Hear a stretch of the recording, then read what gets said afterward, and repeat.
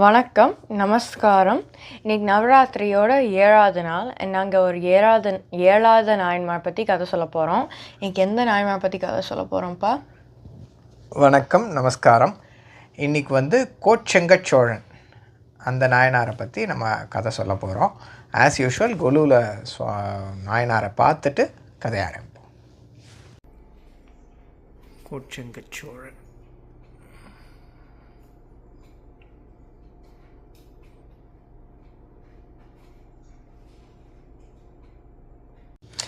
So கோச்செங்க நாயனாரை கொலுவில் பார்த்தாச்சு. கோச்செங்க நாயனாரோட கதையை இப்போ பார்ப்போம், கேட்போம். ஸோ திருச்சி பக்கத்தில் திருவானைக்கா, அந்த காவிரி ஆற்று ஓரமாக இருக்கிற அந்த திருவானைக்காவல் ஊர், திருவானைக்கான்னு சொல்கிறோம்.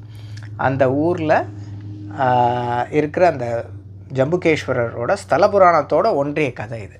அதனால் ஸ்தல புராணத்தை கொஞ்சம் கவர் பண்ணிவிட்டு நான் இந்த கோச்செங்க சோழன் கதைக்கு வரேன். ஸோ அங்கே அந்த நாவல் மரம் இருக்குது. அந்த மரத்துக்கு கீழே ஒரு சிவலிங்கம் இருக்குது. இந்த சிவலிங்கத்துக்கு நிறையா பக்தி செய்கிற பக்தர்கள் உண்டு. இதில் ஒரு யானை டெய்லி காவிரியில் குளிச்சுட்டு அதோட துதிக்கையில் தண்ணி ஜலத்தை எடுத்துன்னு சுவாமிக்கு அபிஷேகம் பண்ணோம். அங்கே இந்த மரத்துக்கு மேலே வாழ்கிற ஒரு சிலந்தி, ஒரு ஸ்பைடர், அதுவும் ஒரு தீவிர சிவபக்தி உடைய ஒரு பிராணி.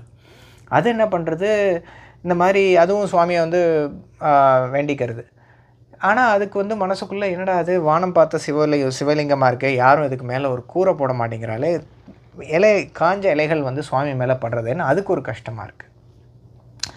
அப்போ என்ன பண்ணுறது, அது ஒரு நாள் ரொம்ப சிந்திச்சுட்டே இருக்குது. சரி, ஏன் நம்மளே பண்ணக்கூடாது, நம்மளே ஏதாவது நம்மளால் முடிஞ்சது ஏதாவது பண்ணுவோமே அப்படின்னு சொல்லிட்டு என்ன பண்ணுறது, அதோட கேப்பபிலிட்டி என்ன, அந்த ஸ்பைடர்ஸ் வெப்பு கட்டும் இல்லையா, ஸ்பைடர்னால் ஒரு ஸ்பைடர்ஸ் வெப்பு கட்டும்.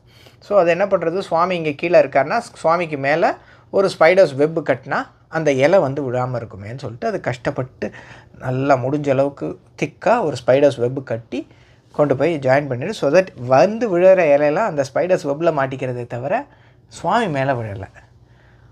பார்த்தோன்னா இது என்னடா, அடுத்த நாள் யானை வருது, பார்த்தோன்னா இது யாரா, இது ஸ்பைடர்ஸ் வெப்புன்றது ஸ்பைடரோட எச்சல் மூலமாக பண்ணக்கூடிய ஒரு விஷயம் தானே, வாயிலிருந்து வர இதை வச்சு பண்ணுறது.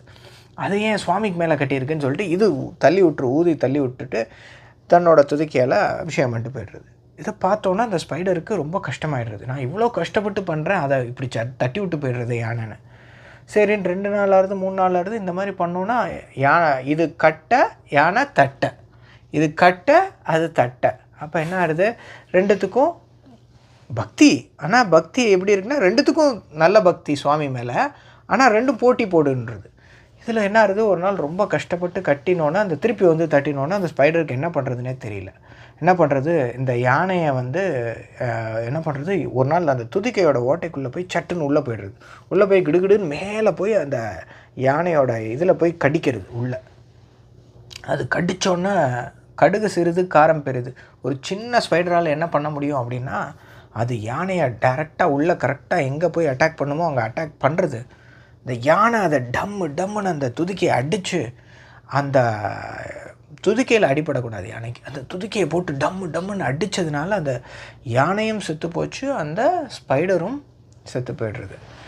என்ன ஆகிடுறது, இதை பார்த்த சிவபெருமான் 2 பேரும் பக்தியில் சிறந்தவா அப்படின்னு சொல்லிவிட்டு அவள் 2 பேருக்கும் வரம் கொடுக்குறா. வரம் கொடுத்துட்டு அந்த யானை சிவபதவி அடைஞ்சு சிவ கணங்களில் ஒன்றாகிறது. இந்த சிலந்தி என்ன பண்ணுறது, அடுத்த ஜென்மாவில் ஒரு சோழ ராஜாவாக பிறந்து நிறையா விஷயங்கள் பண்ண போகிறது, கோயில்கள் கட்ட போகிறது. ஓகேயா. ஸோ இப்போ அந்த இடத்துல இப்போ திருவானைக்கால ஒரு பெரிய கோவில் இருக்குது, ஜம்புகேஸ்வரர் கோவில். அது கோச்செங்க சோழன் கட்டினது. ஓகே. இப்போ கோச்செங்க சோழனோட கதைக்கு வருவோம். கோச்செங்க சோழனோட அப்பா சுபதேவன், அம்மா கமலபதி. இவா 2 பேருக்கும் கொஞ்ச நாள் குழந்தை இல்லை. அப்புறம் கமலபதி வேண்டிட்டு ஒரு குழந்தை பிறக்கிறது. தில்லை நடராஜர்கிட்ட தீர்க்கமாக வேண்டிட்டு ஒரு குழந்தை உண்டாருது. அப்போ சுவாமி என்ன பண்ணுறார், இந்த சிலந்தியோட ஆத்மாவை எடுத்து கொண்டு இந்த கமலவதி வயிற்றில் வளர்கிற அந்த குழந்தையோட கருவில் கலக்கிறார். ஸோ அது இனிமேல் பிறக்க போகிறது. இப்போது சோழமாதேவிகள், அதாவது Chola queens of Chola kingdom, அவள் என்ன பண்ணுவான்னா அந்த குழந்தை பிறக்கிற நாழிகை ரொம்ப இம்பார்ட்டண்ட். இப்போ சாமானிய மனிதன், அதாவது நார்மல் மேன், ஒரு வீட்டை காக்கிற மனுஷன் வேறு, ஒரு நாட்டையே ஆள்ற மனுஷன் வேறு. ஸோ அந்த சோழமாதேவிகள் என்ன பண்ணுவான்னா அவளுக்கு பிறக்க போகிற சிசு, அந்த குழந்தை வந்து கரெக்டான நாழிகையில் பிறக்கணும்னு நினைப்பாள். அப்போ அந்த ராஜாவாகக்கூடிய தன்மைகளோடு அது பிறக்கும், பேரரசனாகக்கூடிய தன்மைகள்.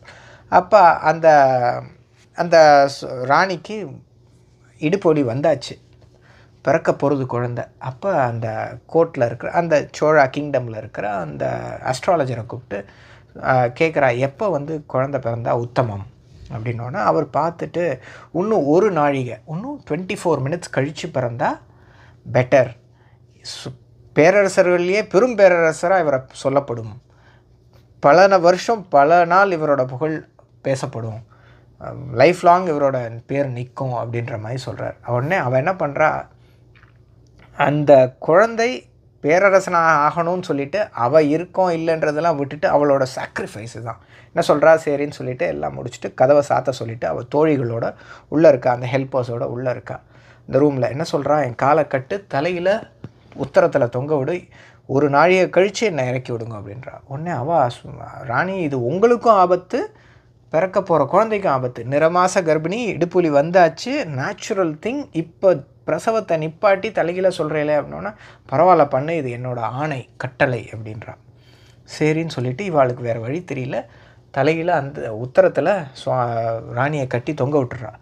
கரெக்டாக ஒரு நாழிகை கழிஞ்சு அவுத்து ராணியை கீழே இறக்கணுன்னா பிரசவத்துக்கு ரெடியாகிறா, கரெக்டாக பிரசவிக்கிறா.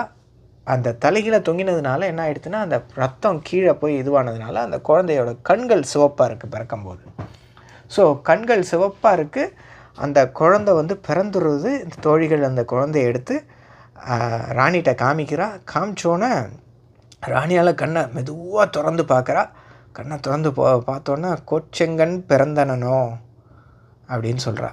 கோச்செங்கன்னா கண்ணு சிவப்பாக இருக்கான், செங்கண்ணன், கோச்செங்கன் பிறந்தனனோ அப்படின்னு சொல்லிவிட்டு அவள் ஆன்மா பிரிஞ்சிடுறது. அப்படியே அந்த குழந்தைய எடுத்து அந்த ராஜா வளர்க்குறார். அவர் இவென்ச்சுவலி ராஜா வாரார். ராஜா வானோன்னே ரொம்ப சிறப்பாக சோழ நாட்டை நடத்துகிறார். ஒரு அருமையான ராஜாவாக he is running a beautiful show. இதில் என்ன ஸ்பெஷாலிட்டினா, இவர் வந்து 70க்கும் மேற்பட்ட கிட்டத்தட்ட 78 மாடக் கோவில்கள் கட்டுறார். சிவங்கோயில் 78 கோவில், புது கோவில், ஆகம கோவில்கள் கட்டுறார். காவேரியை ஒட்டின இடங்களில் 78 temple, 78 temples by one king. ஒரு ராஜா ஒரு கோவில் கட்டுறதே பெரிய விஷயம். இவர் என்ன பண்ணுறார், 78 கோவில். நம்ம இந்த கோவிலுக்கு திருப்பணிக்கு கொஞ்சம் ஒரு தூண் கட்டுறது கூட நம்ம யோசிப்போம். இவர் எவ்வளோ பண்ணுறார், 78 கோவில்கள், மாடக்கோவில்கள். மாடக்கோவில்னால் என்ன அப்படின்னா, கொஞ்சம் எலிவேட்டடாக இருக்கும், ஒரு ஸ்டில்ட் ஹைட்லேயோ இல்லைன்னா ஒரு லெவல் அப் இருக்கும், அதுக்கு படி மூலமாக ஏறி போகிற மாதிரி, சம்டைம்ஸ் படி நேரோவாக கூட இருக்கும், யானைகள் ஏறக்கூடாதுன்ற மாதிரி. இப்போ ஜம்புகேஸ்வரர் டெம்பிளில் யானை உள்ளே போக முடியாது, கர்ப்ப கிரகம் சின்னதாக இருக்கும், உள்ளே போக முடியாதபடி, யானை உள்ளே போக முடியாதபடி கர்ப்ப கிரகம் இருக்கும். ஸோ அந்த ஒரு புனர்ஜென்மத்தோட இது வந்து வச்சுட்டு அவர் அந்த மாதிரி கட்டுறார் கோயில்களை. ஆனால் இவர் பண்ண இந்த திருப்பணி இருக்கு இல்லையா, திருப்பணிகள்லேயே இது பெரிய உச்சம் அப்படின்னு சொல்லுவாங்க. அதாவது த கிரேட்டஸ்ட் பர்சன் பில்டிங் 78 டெம்பிள்ஸ்ன்றது unimaginable accomplishment by a king. அதனால் இவரோட திருப்பணி மிக சிறந்த திருப்பணி. இந்த திருப்பணியை பண்ணதுனால இந்த கோச்செங்கனுக்கு நாராயணார் பதவி கொடுக்குற சுவாமி கொடுத்து சிவபதவி கிடைக்கிறது அதுக்கு. அதிலிருந்து இவருக்கு பேர் கோச்செங்க நாயனார் அப்படின்னு மாறுறது. இந்த கதையிலேருந்து நம்ம என்ன கற்றுக்கணும் அப்படின்னா, நம்ம நிறையா சம்பாதிக்கிறோம், குழந்தைகள் என்ன கற்றுக்கணும்னா, நாளைக்கு நீங்கள் சம்பாதிப்பேன், அப்போ என்ன பண்ணணும்னா ஒரு small portion or whatever you think is right, சிவங்கோயில் கட்டுறதுக்கோ இல்லை சிவங்கோயில் மெயின்டைன் பண்ணுறதுக்கோ இல்லை நம்ம ஊரில் இருக்கிற சிவங்கோயிலுக்கு நம்ம உதவி பண்ணணும் அப்படின்றத நம்ம முக்கியமாக தெரிஞ்சுக்கணும், பண்ணணும். ஓகே, இந்த திருப்பணியில் சிறந்த திருப்பணி பண்ணதுனால அவருக்கு வந்து கோச்செங்க நாயனாராக அவருக்கு பேர் அமைஞ்சது. அருமையான கதை, பிடிச்சிருந்ததா? எஸ். நன்றி, வணக்கம். நன்றி, வணக்கம்.